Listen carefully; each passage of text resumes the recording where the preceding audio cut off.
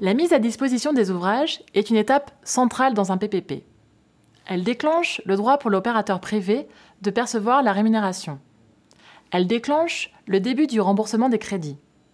Enfin, elle déclenche l'entrée en vigueur de l'acte d'acceptation de la cession de créances. C'est ici que réside le principal atout des PPP sur les marchés publics classiques, interdisant le paiement différé. L'opérateur privé ne commence à être payé qu'à compter du jour où il a achevé les ouvrages. Il y a donc pour lui un véritable intérêt à respecter les délais de réalisation prescrits par le contrat. En conséquence, très peu de retards sont constatés sur les projets réalisés sous la forme de PPP et de ce fait, des surcoûts relativement contenus.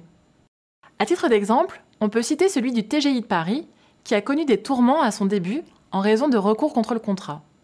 Mais en définitive, l'ouvrage a été mis à disposition avec 8 mois de retard environ, principalement imputable au recours, retard qui demeure raisonnable pour un ouvrage aussi exceptionnel.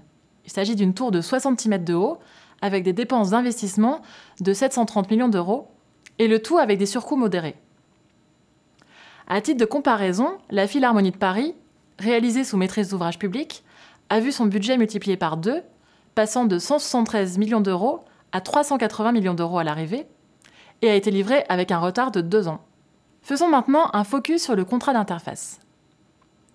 La mise à disposition des ouvrages constitue également une étape centrale dans la vie du projet, car elle marque la fin de la principale mission du constructeur et le début de la mission de mainteneur.